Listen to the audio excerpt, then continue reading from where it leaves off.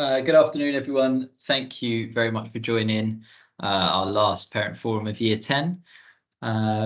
We are going to go through the presentation and I'll talk through each slide. If you do have questions whilst I'm presenting, please put those in the chat.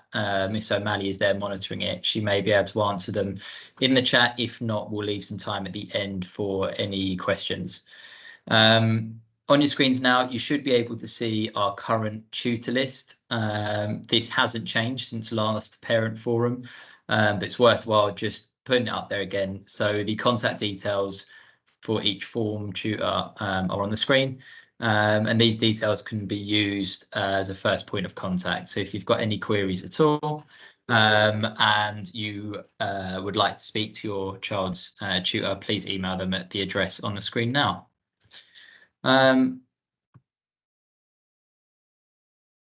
So today we're going to go through some quite key topics. So we have a little bit of a pastoral update for you. Actually, not a huge amount has changed since last time.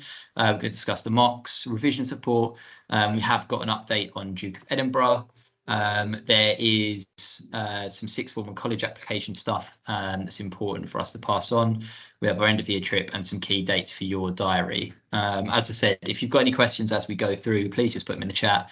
I'll do my best at covering everything, but I probably will forget some stuff. So please let me know and then we can answer at the end. We have the same pastoral leadership team for year 10. So myself as head of year, Miss O'Malley, who is currently in the meeting, is the head of upper school. So she oversees years 9, 10 and 11. We have a deputy head of upper school as well, Miss Awajobi. So if you have any queries, as I said, they should go first, the form tutor, but then depending on what they are, they may well be passed on to us to support as well. We have a team of pastoral support workers and counsellors at the school. So we have 3 pastoral support workers who will work day to day with students. They are Kurt Lee, Selena Leslie and Bree Robinson. They will have set meetings with some students, but are also available to support with things that happen on a daily basis, as they're not teacher members of staff, so more available. And we do have a pastoral counselling team, so we're very lucky to have 3 pastoral counsellors, and they are headed up by Rakisha Williams. So if you have any safeguarding or child protection concerns, you can email Rakisha at that address, and she'll be able to help with any issues. Our tutor time schedule does adapt slightly term to term depending on what we have going on. The key change to the tutor time schedule for this term is that we now have on a Tuesday, instead of work experience preparation, we are preparing for Key Stage 5.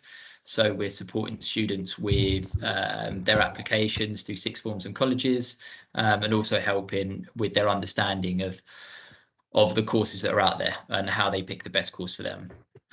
So on a Monday, we do silent reading and we do some academic mentoring. So tutors will work with 3 students per cohort in their form. That means we get to see 27 students in each cohort. So now we're on the 3rd one. We're actually getting up to somewhere around a 1/3 of the year group having had some support from their tutors, which is fantastic. It's very valuable when I've had feedback from students. Sorry, if you're in the meeting, do you mind just muting your microphone? Thank you. On Wednesdays, we look at revision tips and techniques. So we signpost different revision materials that students can use. We discuss exam stress and things like that and how to manage it. And tutors will support with revision timetables being put in place. On Thursday, we still have our revolving carousel of assemblies. So the topic of those assemblies will vary week to week. But obviously, as we get closer to the end of year 10 and into year 11, they'll take more of an academic focus. So supporting students with their examinations and their transition onto Key Stage 5. And then on Friday, we have our current affairs discussion. So tutors will lead a presentation and discussion with their forms about what's going on in the outside world. And we do some English and math support for students who require it. So we do have a very structured tutor time. And it's really important that students are in on time for their tutor sessions, because there is a lot of really valuable information that goes out, and there's a lot of support available for students in those sessions. Mock exams, probably a thing that's on most people's minds. So we have sent out a mock exam timetable already.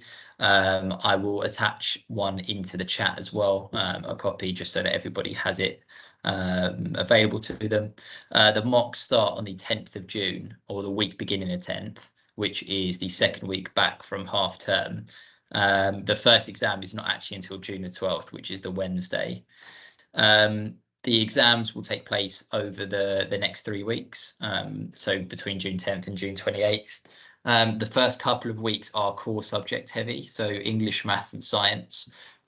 Most of those happen in the first 2 weeks, and there will be days where students have got both an AM and a PM exam. So that is worthwhile knowing, because there'll be a lot of managing revision and workload for students in those first couple of weeks of the mocks.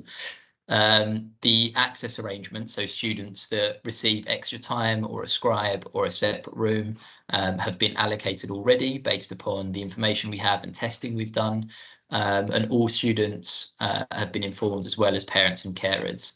If you do have any concerns, or you think that there may be something that is missed, could you please email your child's form tutor, because we will double and triple check the list before we get to that mock exam window to ensure that we haven't missed any students. And if you don't have access arrangements, then all other students will sit their examinations in the sports hall. And it's really important that we emphasise they are under full exam conditions. So the expectations for those exams are exactly the same as those for the Year 11 GCSE examinations. The reason that that's really important is that, I'm just going to skip forward to this slide first. The reason it's really important is because this is the first set of formal examinations this year group will have taken. I hadn't realised until quite recently that, or put it together, that students in this year group didn't sit their SATs. So it's really important that students get an experience of what those examinations are going to be like, because it's going to be the only time they get to sit that full examination period before they get to the Year 11 GCSEs. It's really important as well to note that the mock results will have a significant contribution towards teacher predictions. And those predictions are the ones that are used by students in order to apply for colleges and sixth forms. Students have responded really well to this level of responsibility, so them knowing that it's really important. Students seem to have taken that on board and are taking these mocks very seriously, which is fantastic. And we will obviously do everything we can to support them in the lead up to that. There is some useful information for you to know, and we have spoken to students about this, and we will continue to reiterate it in the lead up to the exam. So one, students must be aware of their timetable. We will obviously do everything we can to make sure all students are in the right place at the right time. But there are 255 students, and we do have some reliance on them knowing when they need to line up, particularly for the PM exams, because some students after lunch will be going to their lessons, and some students will be lining up for their exam by the AstroTurf, depending on whether they've taken that option or not. So students must be aware of when their exams are. Obviously, it's very important for them to structure their revision around it as well. Students must have a clear pencil case. It's really important that we are as in line with Year 11 GCSE exams as possible. So in the Year 11 exams, you have to have a see-through pencil case, because otherwise there could be notes and things like that in there. So we insist the same for the Year 10 mocks, and students must have a scientific calculator. It's really important that this isn't a calculator that's just borrowed before the exam, because a lot of the functions vary between different brands of calculator. So students should have their own scientific calculator that they get used to using, and they need to bring it for the appropriate exams, so maths and sciences. All AM exams will begin at 9 AM.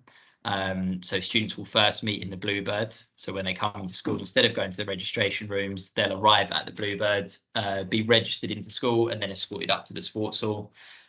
PM exams will start at 1:20, which is after lunchtime. So students will get their lunch as normal. And then at the end of lunch, they will come and line up. It's worth knowing as well that some of the exams will not be completed until after the end of school time. That's because some of the exams can be up to 2 hours long. Sorry, I've just noticed there is an error that needs to be rectified. So the PM exams don't begin at 1:20, they begin at 2:10. 1:20 is the start of lunch. Students will go to lunch at that time, and then at the end of lunch at 2:10, they will then sit their exams. I will change that timing before this PowerPoint is sent out.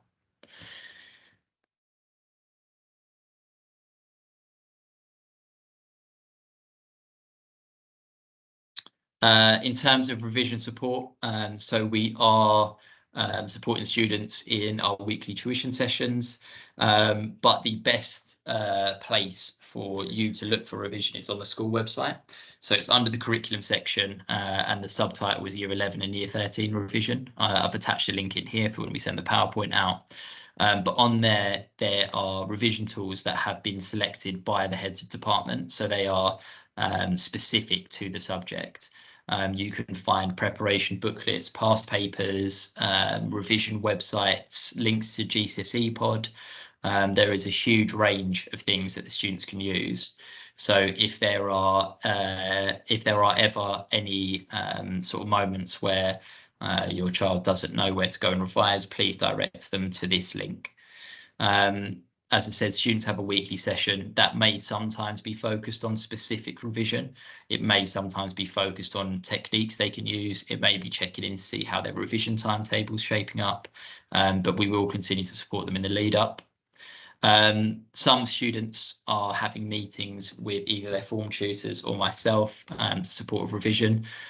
We unfortunately can't meet every single student, so we try and cover as many students as possible in terms of support with the whole form group sessions, but we are also having some individual meetings to support specific students.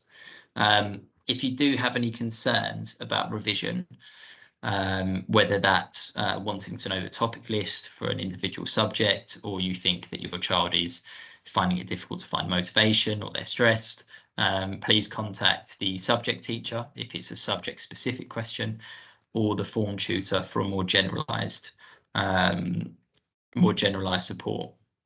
I have put a link in as well for a really useful website with Young Minds that gives young people different places to go for support, but also some coping mechanisms they could use when feeling stressed, because we are recognizing in the fact that it's the first set of public examinations this year group has done, and that is going to be very stressful, and we want students to take it seriously, but that obviously puts some pressure on them, so we do want to support their well-being as well.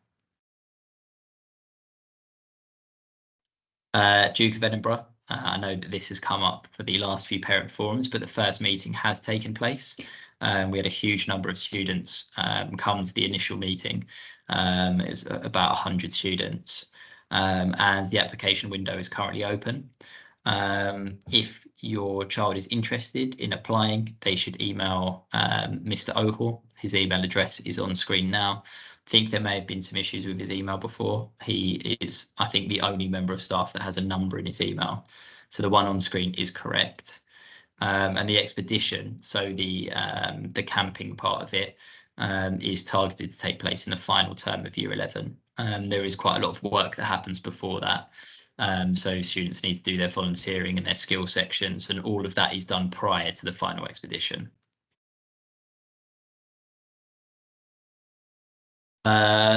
When we're looking at preparing for sixth form and colleges, so the applications for most sixth forms and colleges in this area open in the autumn term of Year 11.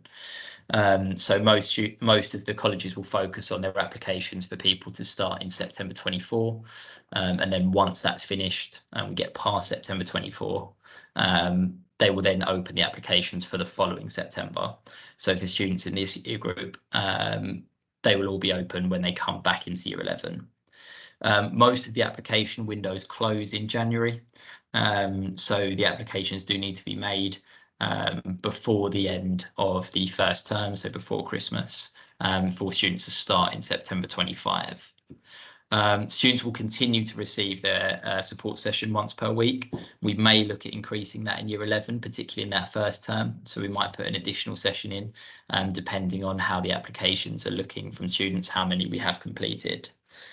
It is important at this stage that, as well as our support, students start to think about what they want to do when they finish year 11 in their own time. Obviously, at the moment, most of their focus is going to be on the mocks, but once that's done, students should take some time to consider what courses they may want to do, what learning environments they want to find themselves in, because there is a really broad range of things that students can go into.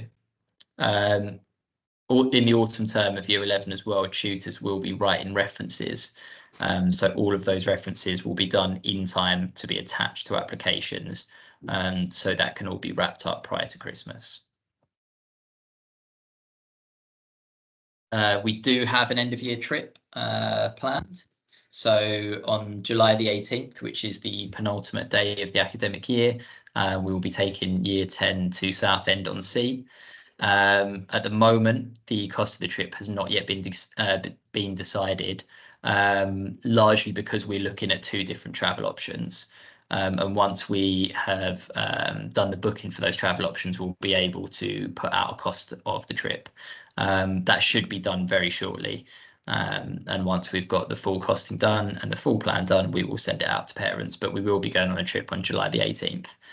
It should be lots of fun. Previous year groups have said that it's the best trip that they have been on in terms of an end of year trip. So that's something for the students to look forward to, and a bit of a reward for all of their hard work. Finally, some key dates for your diaries. So we have the mock exam window, as I said, from June the 10th until June the 28th. On the 17th of July, we will have the year group's final sports day, because they don't do sports day in year 11. It's a really, really fun day. Students enjoy it every single year, so we're looking to really maximise the attendance for that day. So if you are planning any holidays, things like that, try to keep them until after the end of term so that students can attend the sports day and the end of year trip, which is on July the 18th. That means that the final school day will be on July the 19th for this academic year. Sixth form and college applications, the deadline is not currently set in stone, but it will be in the second autumn half term. So somewhere in that lead up to Christmas, we'll put a hard deadline for all students to have made their applications. And then finally, looking even further ahead, roughly the year 11 GCSE exam start date will be the 9th of May 2025. So if it falls on the same day as it did this year, we are looking at under a year until they will be sitting their full GCSE exams. Thank you very much. I'm sure that's probably enough of you just listening to me talk. If you do have questions, if you could start to raise your hands, and then I'll come to people one by one to try and answer them.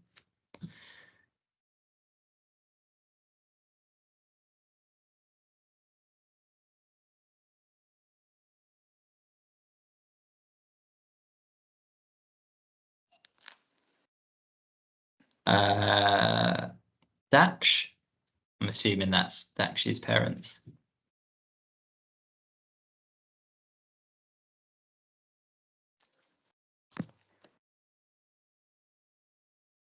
Okay, Chris.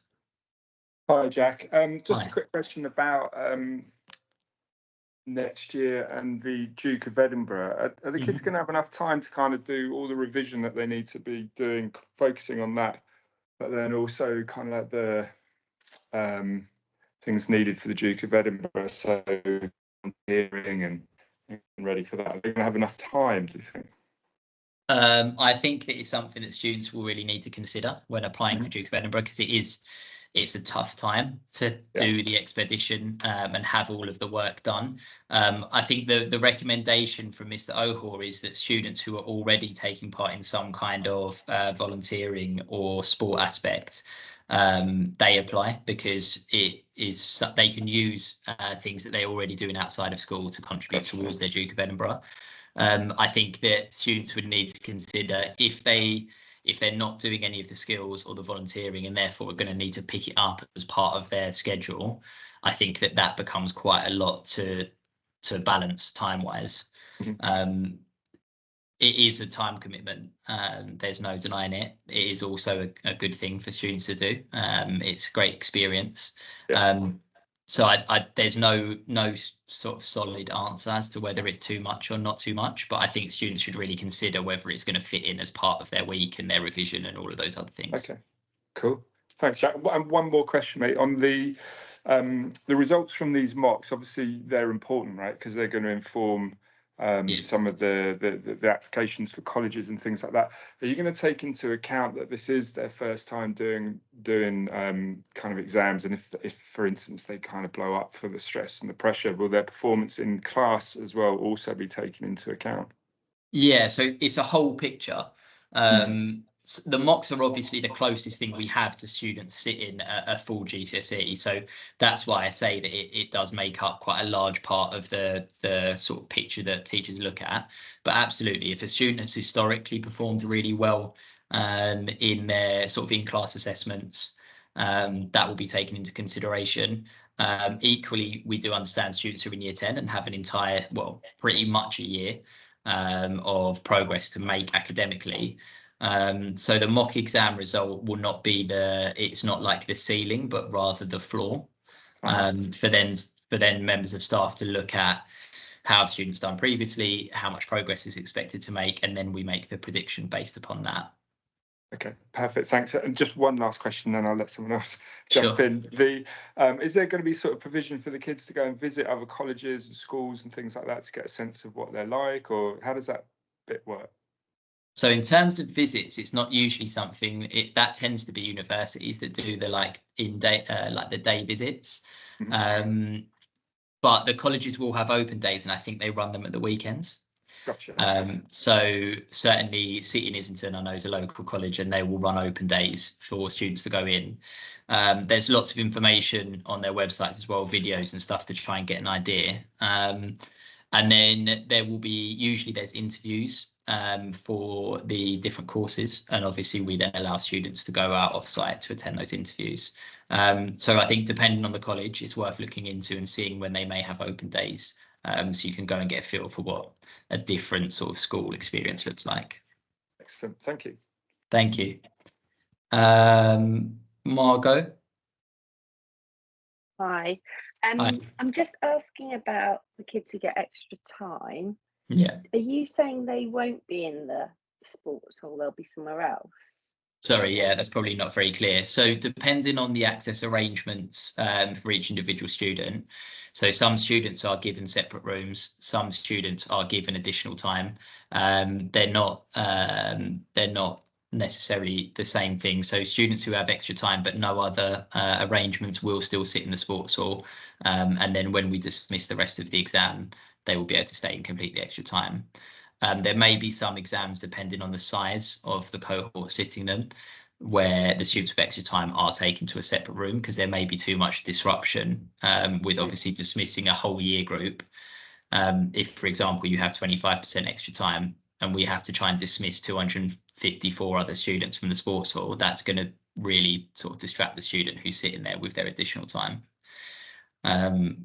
We'll look at it on an exam by exam basis, but for the bigger exams, those students with extra time will sit in a separate room. Okay, so you mean from maths, science and English? Sorry, say that again. Do you mean that for the ones, for the bigger, when the whole school, the whole year group is taking the core subjects, they'll probably be in a different room? Yeah, so full cohort exams, they'll sit separately. Yeah, because otherwise, when we collect up all the papers and excuse all of the students, it obviously is quite disruptive for students still trying to concentrate on completing their work. Okay, great. Thank you very much. Thanks. No problem. Joe? Hi, can you hear me? Yeah. Great. Yeah, no, I just wanted to say it's great that there's going to be the school the trip. to Southend. And I'm sure you would agree it's really important that everybody gets a chance to go. And I was just going to say, as chair of the Friends of Stokey, if you need any help with, if there's needed to be fundraising or anything to support kids who otherwise wouldn't be able to go, please just let me know. We'd be happy to do that. That's fantastic. Thank you so much, Jo. Once we've had a look at all of the costings, we'll definitely be in contact to look at how we can reduce the price for everyone. Thank you. Cool.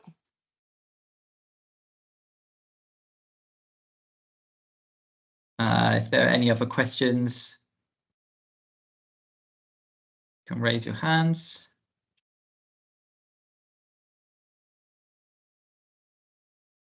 Okay, well, thank you very much. If there are questions that come up, please do let us know. We'll stay in the chat for a couple of moments just to answer any, and there will be a recording of this along with the PowerPoint sent out to all parents and carers. Oh, sorry, I think we may have another question. Selda. Hello. Sorry, Hi. my reception went a bit strange. I'm freaking out about these whole mocks, and I want to make sure that my daughter has all the right help that she can get. I've bought books, but I'm still a bit concerned because I don't obviously know what's going on in classes. I haven't received all topic lists on what they have to do. Is it the whole subject? Like, is it going to be cut down into smaller parts? Are you guys doing revision classes like in school up until the mocks, or is it just home basic revision from here? So to be honest, most of the revision focus is on year 11 at the moment, because they're currently sitting year 11 and year 13, because they are currently sitting their GCSEs and their A levels. Teachers will support, but in terms of revision, it is mostly focused on students doing that at home or using homework club and things like that. Teachers are obviously aware that the mocks are coming up and will be supporting in lesson. And then in the first week back, we will look at pastorally putting on some support. But there is no sort of formal subject-based revision at the moment, other than potentially some drop-in sessions, but it is on a subject-by-subject basis. Okay, and the assessments that are happening right now, will they be taken into account at the mock, or is it basically completely different? So the teachers will use a whole picture for their predictions. So the mock will form a part of that, and quite a big part, but previous assessments will also be taken into consideration, and they'll look at like a line of best fit in terms of their prediction. And then obviously we expect students to make progress between year 10 and the end of year 11. So there will be room for the predictions to be higher than the mock results, if the teacher thinks that's appropriate. But it's a combination of things that teachers use in order to make their predictions. Okay, great. Thank you very much. No problem. Thank you. Eval? Yeah, hi. Hi. Just a question regarding the sixth form. Is there someone in particular that we need to talk to if your child is going to apply for sixth form? So when we get to the first term in autumn, we'll go through the specific application process to our sixth form. The applications are not made to a specific person, rather they're done through a form. The best person to speak to is your child's form tutor, because they'll provide the best support in terms of application. They'll obviously know the students better than I necessarily would, because they may have been in their form since year 7. We'll be able to guide them and help them with those applications. Okay, and just one other thing.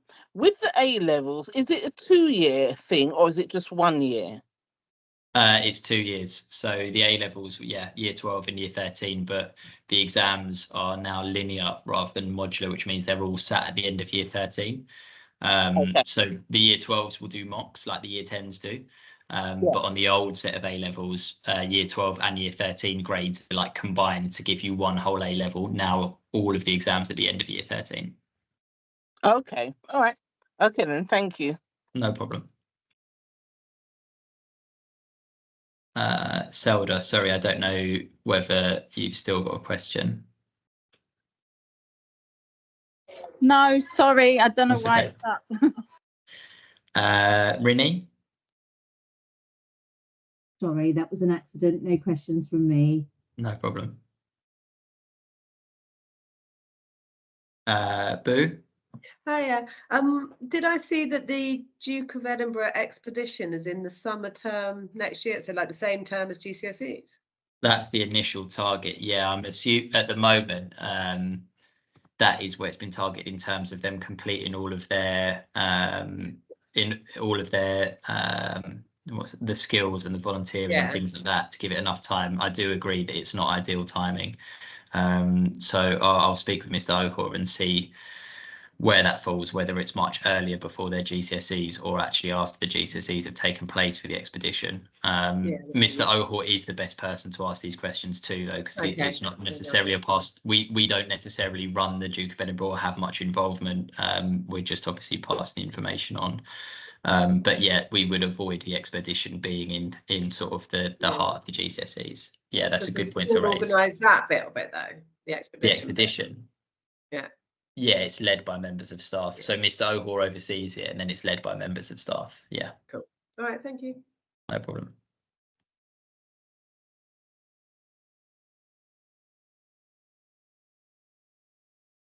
Okay, well, thank you very much, everyone, for coming.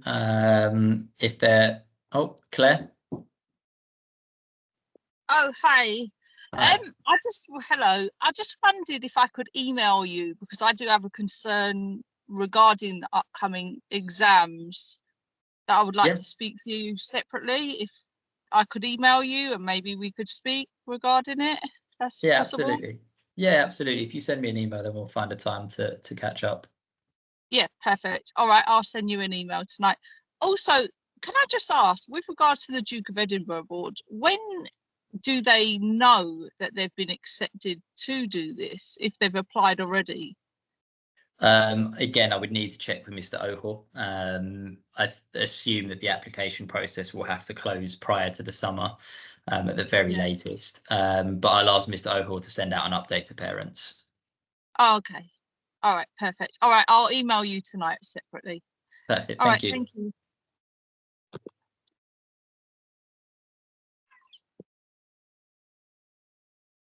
Okay, thank you very much, everyone. If there are any other questions, please feel free to stay on and ask those. If not, the recording will be sent out and a copy of the PowerPoint as well with any adjustments.